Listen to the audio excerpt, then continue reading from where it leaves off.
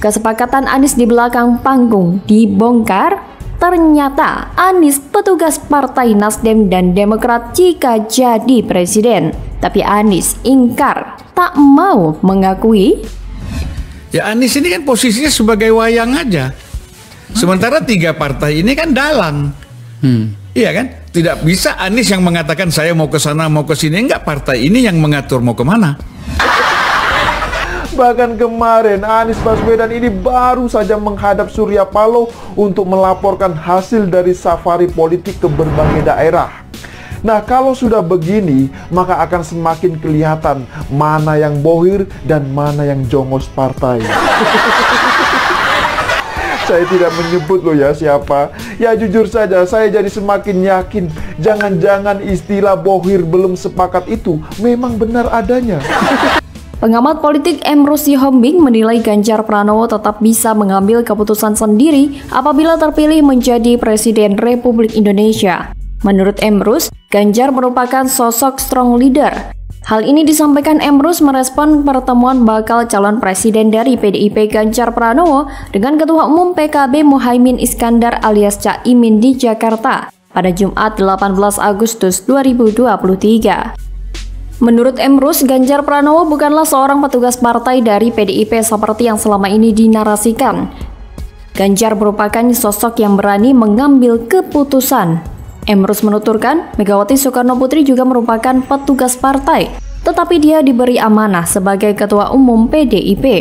Oleh karena itu, kata Emrus, semua orang yang ada di institusi partai adalah petugas partai, sama halnya seperti bakal capres lain yakni Anies Baswedan, karena partai menitipkan perjuangan politik dan visi misi politik apa yang diwujudkan.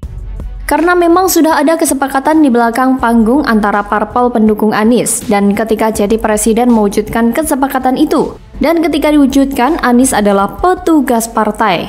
Namun begitu, Emrus menyarankan istilah petugas partai sebaiknya tidak dikemukakan di ruang publik tapi di internal partai.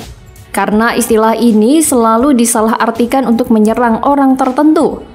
Pernyataan ini tentu langsung membantah pernyataan Anies yang mengatakan dirinya bukan pengurus partai atau kader dari 3 partai yang mengusungnya, yakni PKS, Demokrat, dan Nasdem.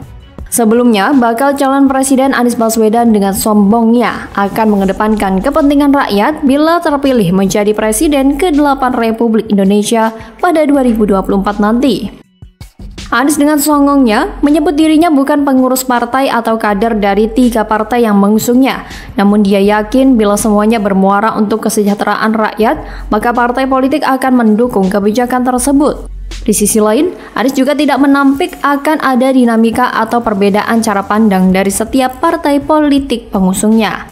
Anies memang ingin keluar dari citra buruk dari partai-partai pendukungnya. Maka dari itu, ia ogah mengakui bahwa ia sebenarnya kader partai, hanya untuk menarik perhatian halayak agar bisa meraih suara terbanyak. Namun Anies belum bisa tenang karena KPP terlihat belum benar-benar solid. Ketika partai anggota KPP terlihat masih susah sepakat masalah cawapres. Demokrat dan Nasdem terlibat perang di media sosial mengenai sosok cawapres. Terakhir terdengar kabar Anies telah mengamankan 1 nama untuk cawapres. Sayangnya, PKS masih mengatakan bahwa 1 nama tersebut bisa saja berubah. Ternyata belum final, masih ada kemungkinan ganti nama. Kalau melihat perkembangan koalisi politik, yang paling agresif memperluas basis kerjasama dan sudah konkret adalah Ganjar. Sejak diumumkan PDIP sudah resmi didukung 3 partai lain, yaitu P3, Hanura, dan Perindo. Sepertinya Anies sudah membuat Nasdem kecewa berat dengan tidak mengakui keberadaan Nasdem yang mengusung. Tapi itulah tipikal Anies. Nasdem memang semakin terpuruk. Anies yang diangkat Nasdem hanya membawa sial. Apalagi dulu Anies pernah bilang jika Prabowo maju nyapres maka ia tidak akan maju. Tetapi hal itu diingkarinya. Anies bukanlah orang yang tepat untuk memimpin negara ini. Ada terlalu banyak hal-hal yang bisa membahayakan negara ini. Negara ini bakal sial terus-terusan, sebagaimana Nasdem yang sudah sial sejak mengangkat Anies. Jika misalnya Anies jadi presiden, maka apa yang telah dibangun akan mangkrak. Atau kalaupun ada yang dia bangun, standarnya sangat murahan. Lihatlah JIS yang dibanggakan itu, katanya kualitas standar FIFA, ternyata harus direnovasi lagi karena tidak layak. Bagaimana kalau menurut Anda?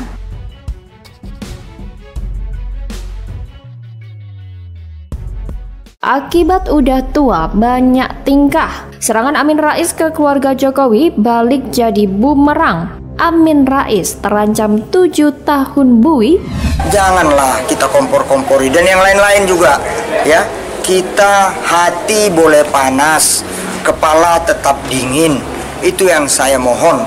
Sadar atau tidak ya, seorang Rizal Ramli, Amin Rais yang guru besar, ada lagi dari pensiunan TNI bintang 3, itu menurunkan derajatnya sendiri dengan ngamuk-ngamuk di ruang publik, menuduh tanpa bukti dan fakta data, hanya sekedar pokoknya Pak Jokowi harus turun. Dibuktikan aja, tidak ada buktinya valid, saya ngikuti aja, dipanggil silahkan. Ya wes, dilapor aja, kita kan nggak pernah menghalangi, aku ya orang menghalangi. Politisi PDIP yang juga advokat Ruhut Sitompul mengomentari kedatangan pendiri Partai Umat Amin Rais dan mantan Menteri Koordinator Bidang Perekonomian Rizal Ramli ke Gedung Merah Politik KPK Setiabudi, Jakarta Selatan pada Senin 21 Agustus 2023 lalu. Kedatangan Amin Rais beserta Rizal Ramli dan rombongan untuk mendesak KPK mengusut tuntas dugaan KKN dan melaporkan tindak pidana korupsi 2 anak Presiden Jokowi, yakni Gibran Rakabuming Raka dan Kaisang Pangarep. Namun kata Ruhut Sitompul, kedatangan Amin Rais dan Rizal Ramli ternyata bak macan ompong, karena mereka tidak berani di BAP untuk membuat laporan sebagai saksi pelapor. Sebab kata Ruhut Sitompul, jika ternyata laporan Amin Rais dan Rizal Ramli tidak benar, maka mereka terancam dihukum 7 tahun penjara. Seperti diketahui, pendiri Partai Umat Amin Rais dan mantan Menteri Koordinator Bidang Perekonomian Rizal Ramli beserta rombongan mendatangi Gedung Merah Putih KPK Setiabudi, Jakarta Selatan pada Senin 21 Agustus 2023. Kedatangan Amin dan Rizal diiringi rombongan mahasiswa, kelompok masyarakat hingga emak-emak. Selain itu tampak pula pengamat politik atau dosen Universitas Negeri Jakarta atau UNJ Ubedillah Badrun dalam rombongan tersebut. Amin dan Rizal mengatakan agar KPK betul-betul memberantas korupsi, kolusi dan nepotisme atau KKN, termasuk dugaan tindak pidana korupsi Gibran Rakabuming Raka dan Kaisang Pangarep, 2 anak Presiden Jokowi tersebut. Sementara itu, Ubedillah Badrun mengatakan kedatangan mereka bermaksud untuk menagih laporan dugaan KKN hingga tindak pidana pencucian uang atau TPPU terkait 2 anak Presiden Joko Widodo, yakni Gibran Rakabuming Raka dan Kaisang Pangarep. Ubedillah mengatakan KPK semestinya tidak menindaklanjuti laporannya karena kasus itu melibatkan pejabat. Selain itu, ia juga mengaku telah memberikan barang bukti yang bisa dipertanggungjawabkan secara hukum. Padahal sebelumnya, KPK telah menyatakan indikasi dugaan tindak pidana korupsi 2 putra Presiden Joko Widodo yang dilaporkan Ubedillah pada 10 Januari 2022 masih sumir.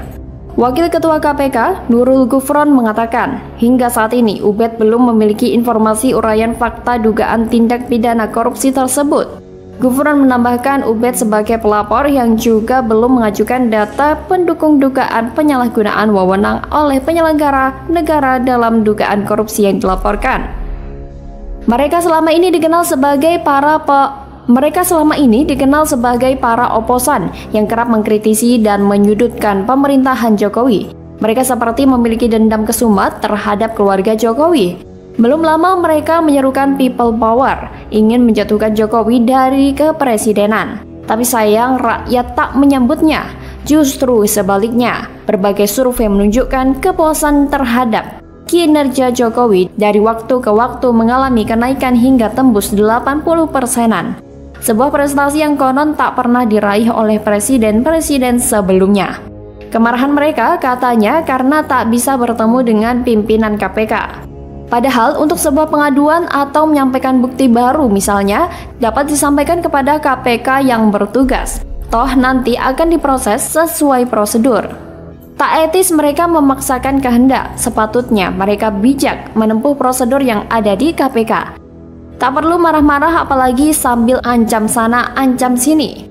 Kedua tokoh di atas sebenarnya orang-orang hebat. Amin Rais dikenal sebagai guru besar politik, motor reformasi, pernah mencalonkan diri sebagai presiden walau gagal. Sejak memimpin Muhammadiyah, Amin Rais disebut sebagai cendekiawan Muslim Indonesia yang mumpuni. Pernah menjadi ketua MPR RI, mendirikan Partai PAN dan Partai Umat. Demikian dengan Rizal Ramli, dikenal sebagai ekonom tangguh. Di era Presiden Kiai Haji Abdurrahman Wahid, karirnya sangat moncer sebagai salah satu menteri berprestasi. Entah kenapa keduanya berubah menjadi sosok yang gemar menyerang, mencaci, mengancam pemerintah Jokowi dan keluarganya selalu menjadi sasaran mereka. Tapi upaya tersebut selalu sia-sia, dan kini laporan tersebut terancam menjadi bumerang bagi Amin Rais dan Rizal Ramli. Mereka berdua akan terancam buih dengan hukuman 7 tahun penjara. Bagaimana kalau menurut Anda?